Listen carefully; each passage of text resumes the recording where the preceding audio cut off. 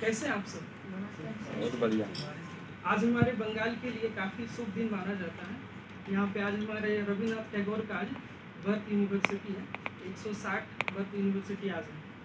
तो इस मौके पे आप सभी को बहुत बहुत शुभकामनाएं। आज की इस क्लास में लोग पावर फैक्टर के बारे में पढ़ेंगे। बहुत इंटरेस्टिंग टॉपिक होने वाला पावर फैक्टर क्या होता है। बांटे व्हाट इज पावर फैक्टर। तो पहला आता पावर और दूसरा टर्म आता फैक्टर। फैक्टर मतलब होता है रेशियो। किसी भी चीज का रेशियो को हम किस प्रकार से निकालेंगे उसे कह सकते हैं पावर फैक्टर। तो सबसे पहले बात करते हैं पावर। पावर किसको कहते हैं? किसी भी कार्य को करने के लिए जो समय के साथ परिवर्तन होता है उसी को कहते हैं पावर फैक्टर। इसको इस प्रकार से कर सकते हैं, the rate at which work is done is called power. तो ठीक है, देखिए पावर फैक्टर को डिस्क्राइब करने के लिए तीन प्रकार के डिफिनेशन का प्रयोग किया जाता है। सबसे पहला डिफिनेशन ये कहता है the cosine of angle between current end voltage is called power factor. और दूसरा डिफिनेशन करता है the ratio between resistance and impedance is called power factor. और तीसरा डिफिनेशन कहता है the ratio between apparent power and active power and apparent power is called power factor। इन तीनों का प्रयोग करके पावर फैक्टर को आप बेहतर ढंग से समझ सकते हैं। तो पावर फैक्टर को समझने के लिए एक ट्रायंगुलर रूल का प्रयोग किया जाता है। वो ट्रायंगुलर रूल ये कहता है अगर किसी ट्रायंगल का बेस, ये बेस है, ये परपेंडिकुलर, ये हाइपोटेनस है, इसका बेस रिप्रेजेंट करता है एक्टिव पावर को, जिसे आप ट्रू पावर भी कह सकते हैं, और इसके हाइपोटेन्यूस रिप्रेजेंट करता है एपरेंट पावर, और इसके परपेंडिकुलर रिप्रेजेंट करेगा रिएक्टिव पावर को।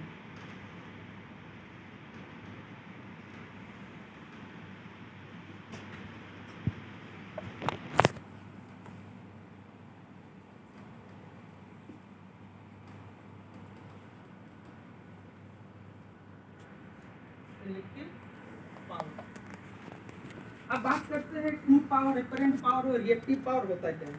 सपोज दैट आप बाइक चला रहे हैं, ठीक है, और आप जा रहे हैं कहीं घूमने, अचानक आपको पुलिस पकड़ लेता है, आप कहेंगे कि आपका हेलमेट नहीं है, 500 रुपये का चालान होएगा। तो आप ये कह सकते हैं कि मैं मोदी जी का आदमी हूँ, हो सकता है वो आदमी आपको छोड़ दे।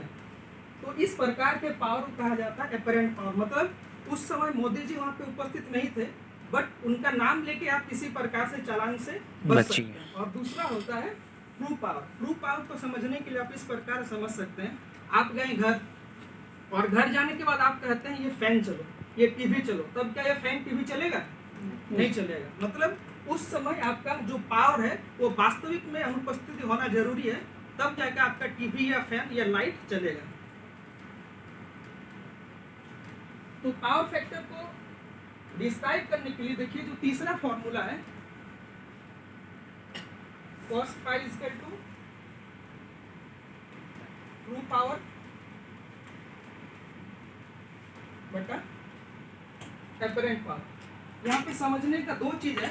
जो cos phi है ये पावर फैक्टर को दर्शाने के लिए प्रयोग किया जाता है, और पावर फैक्टर कोई यूनिट नहीं होता, ये यूनिटलेस क्वांटिटी होता है। यूनिटलेस क्वांटिटी मतलब अगर किसी, ये दोनों एक प्रकार का पावर है, इसीलिए इसका किसी प्रकार का यूनिट नहीं होता, बस इसको हम लोग सिंबॉलिक रिप्रेजेंटेशन करने के लिए cos phi का प्रयोग करते हैं। और एक बात, पावर फैक्टर का मान मैक्सिमम 1 होता है और मिनिमम 0।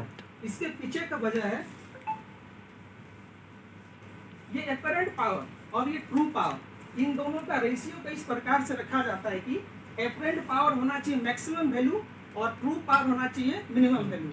जब किसी चीज को मिनिमम से मैक्सिमम चीज को भागा देंगे तो मैक्सिमम 1 ही आ सकता है, या तो ट्रू पावर 1 होगा या एपरेंट पावर 1 होगा, तभी जाकर 1 होगा। अगर नीचे 1 रखे, ऊपर हम लोग 0.5 रखेंगे, 0.2 रखेंगे, फिर भी 1 से कम ही आएगा। तो इस प्रकार से जो पावर फैक्टर का मान होता है वो 0 to 1 के बीच ही लाई करता है। ये देखिए पावर ट्रायंगल, इस पावर ट्रायंगल से आप समझ सकते हैं इसका जो बेस है, देखिए बेस में क्या है, आई कोस फाई, उस बेस को कहा जाता है ट्रू पावर। उसका जो परपेंडिकुलर है आई साइन फाई, उसको कहा जाता है रिएक्टिव पावर। और उसका जो हाइपोटेनियस है, जिसको वहाँ पे आई अपरेंट उसको कहा जाता है अपरेंट पावर। दूसरा देखिए पावर ट्रायंगल में V I cos phi real power है, उसका हाइपोटेनियस अपरेंट पावर है जिसे वी आई द्वारा दर्शाया गया। और तीसरा वी आई साइन फाई को रिएक्टिव पावर द्वारा दर्शाया गया।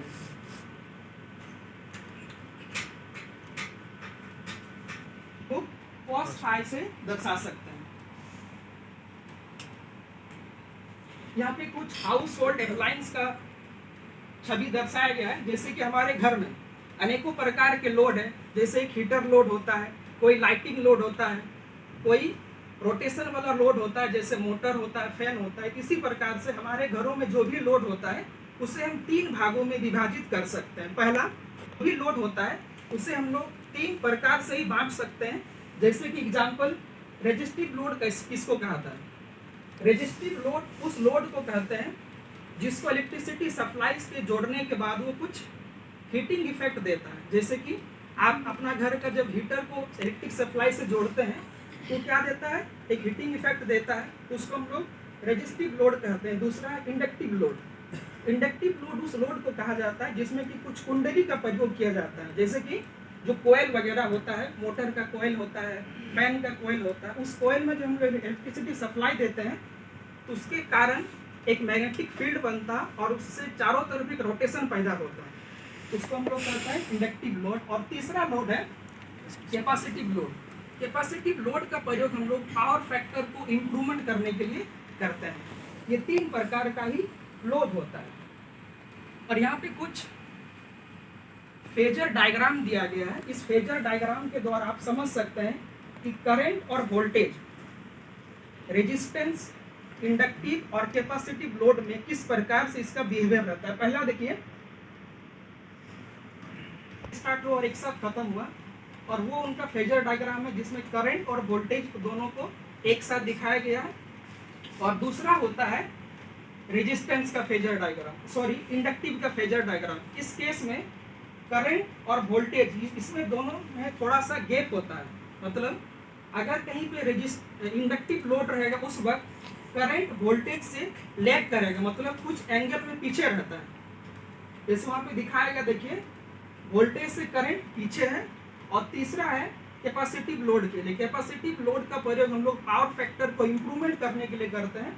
वहाँ पे आप देखिए करंट वोल्टेज से आगे है। तो इस प्रकार से इन तीनों का फेजर डायग्राम को आप समझ सकते हैं। आज की क्लास में जो आपको मैं पढ़ा, एक बार थोड़ा सा रिवीजन करना चाहता हूँ। पावर फैक्टर क्या होता है? पावर फैक्टर एक एंगल होता है वोल्टेज और करंट के बीच, ठीक है। पावर फैक्टर कोई यूनिट नहीं होता, एक यूनिट लेस होता है और इसका मान 0 से स्टार्टिंग होता है और मैक्सिमम 1 तक जाता है। और अगर हम लोग लोड की बात करें तो 3 प्रकार से लोड को हम लोग बांट सकते हैं। पहला रेजिस्टेंस लोड, दूसरा इंडक्टिव लोड और तीसरा capacitive load.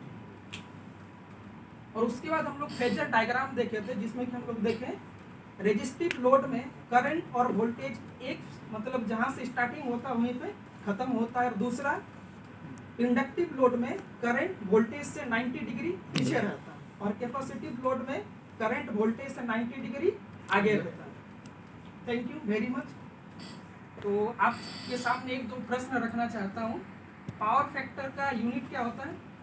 Unitless, no power unit. Factor का मैक्सिमम मान कितना होगा? 1। Thank you.